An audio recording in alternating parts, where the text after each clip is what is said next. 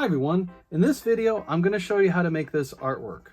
We're going to use the elements of art: line, shape, space, color, and texture. When I do this in my classroom, the students all follow the same steps, but everybody's artwork looks different.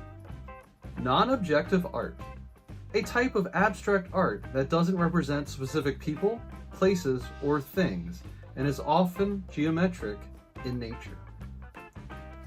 Also known as non-representational or geometric abstraction, and its goal is to convey a sense of purity and simplicity.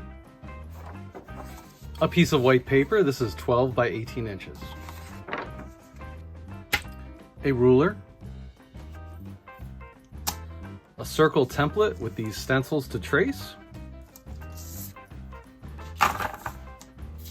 Crayons. Let's get started. First, I want to say you can use a stencil for the circles. You could also use a ruler to help you draw your straight lined shapes. It's up to you. The first shape we're going to draw is a triangle, and you will need a red crayon for that. Find a red crayon, that's one of the primary colors, red. And you can draw them anywhere on your paper. 3. So here's what it looks like if I use my ruler. So you hold the ruler still, trace a line, move the ruler, hold it still, trace, turn it again. We need 3 sides. Okay, so there's one triangle. All right. You can also just draw it by hand like this and make the lines as straight as you can. See? So there's 2, and I'm gonna draw one more down here. Kind of look like a face.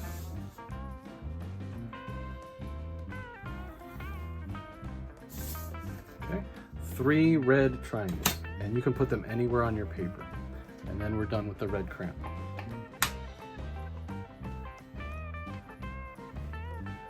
The next color is blue, so find a blue crayon, that's another primary color. And also for this shape, you can use the ruler if you want to. We're going to draw 4 blue squares. So square, all 4 sides are the same length.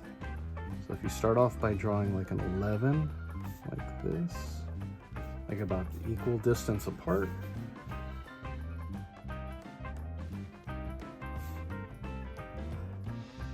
There's 1 square. You can also use your ruler. So if I put a dot here, I'm gonna go, let's say, to 5 inches, make another dot. See, the 2 dots.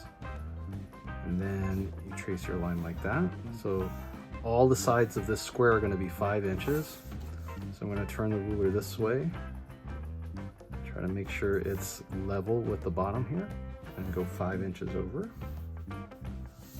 Same thing here. 5 inches over to the left. And then line it up pretty close, and 5 inches down. So there's another square. All right, so we're gonna need 4 blue squares. I'm gonna do one here. So I make 11. I'm gonna make the top and bottom like about the same distance apart. And then across. It's pretty close. And then let's do one down here. Make it as close as you can to a square. Go up a little bit higher. All right, close enough. 4 blue squares. And then we're done with the blue for now. The next color you will need is yellow. So find a yellow crayon, and you can use your ruler again for this. We're gonna draw 4 yellow rectangles, kind of like the door of our classroom, the door of your bedroom. It could be like a tall building, rectangle, okay? So for a rectangle, if you make, like if you draw an 11, a tall 11, and make the 2 ones the same length, see? Those are the sides of our tall rectangle, and then the other, to close the shape, so you make a horizontal line at the bottom to close it, a horizontal line at the top. So there's a rectangle. 2 long sides that are equal, 2 short sides, So we need 4 rectangles anywhere on your paper. You could also use a ruler for this if you want. Okay. It's going to be 6 inches long. Go up here.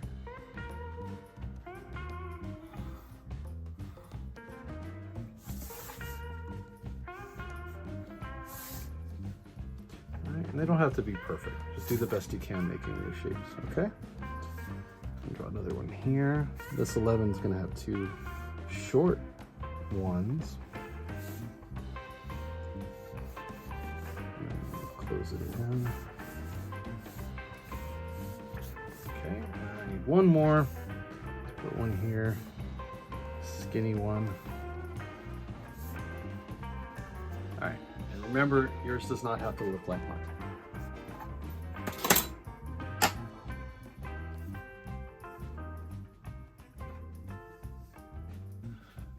The next color we need is the color that yellow and red makes when you mix them together. Orange. So find an orange crayon. For this, you can use your stencil. If you don't have a stencil, you can just draw it by hand. We're going to draw 5 orange circles. An orange circle looks like an orange, like a fruit. So there's one. You can put them anywhere on your paper. There's 2.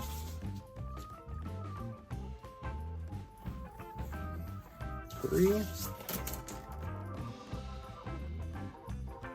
4. Let's see. One more like right here. 5. 1, 2, 3, 4, 5.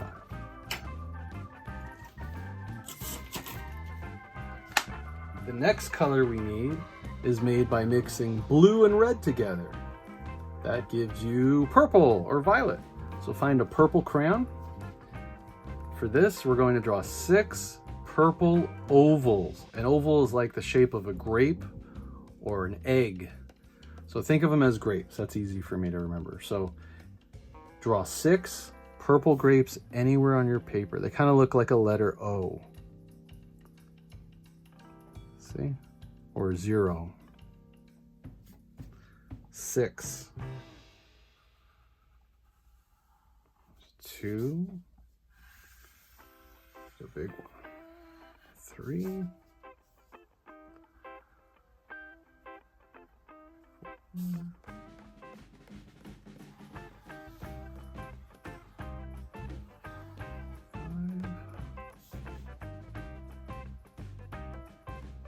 6.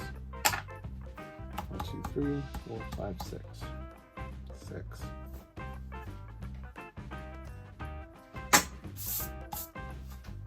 The last color we need is made by mixing yellow and blue together. What does that make? Green. So find a green crayon, and we're going to draw a shape that's called an ellipse. Ellipse.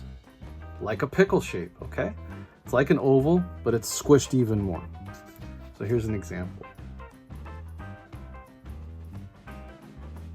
See? It's a little bit longer than an oval. So we're going to draw 7 pickle shapes or an ellipses anywhere on your paper.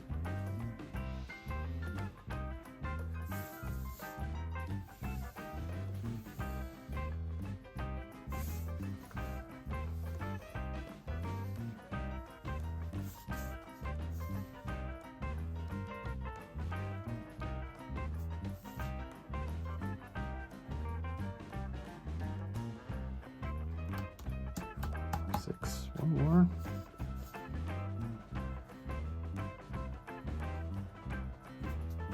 Okay, 7.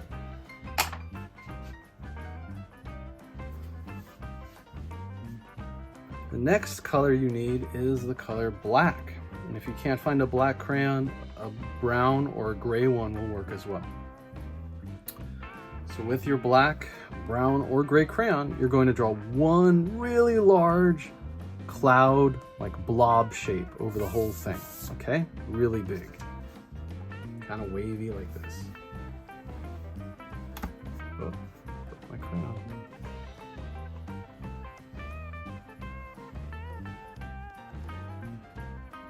Like that.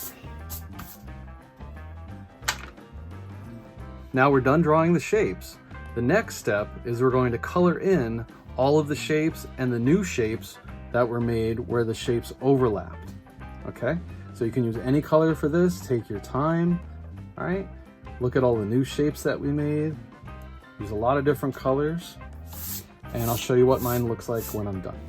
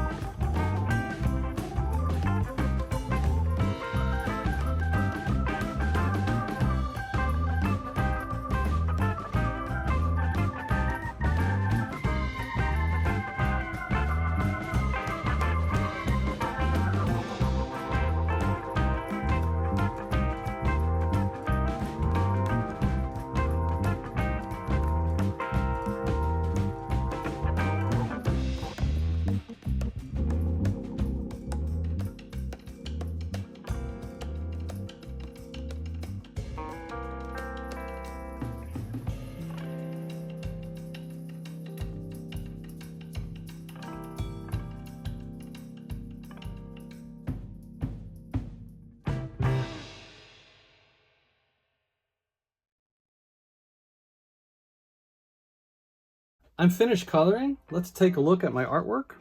I used lines to draw shapes, and the shapes, they create new spaces like where they overlap each other. There's a negative space in the background, all the white area, and then you have this positive space that the shapes make that kind of come out, and the negative space, the white, it kind of goes back and goes away from us. We colored with crayons. I especially enjoyed coloring the new shapes that the overlapping shapes made. This piece also uses texture.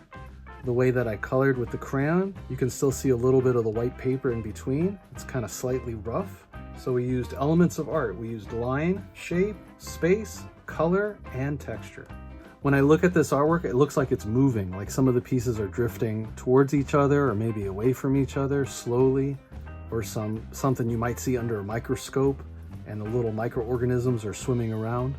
I hope your artwork turned out awesome. Thanks for watching. Please leave a like and subscribe, and I'll see you guys next time.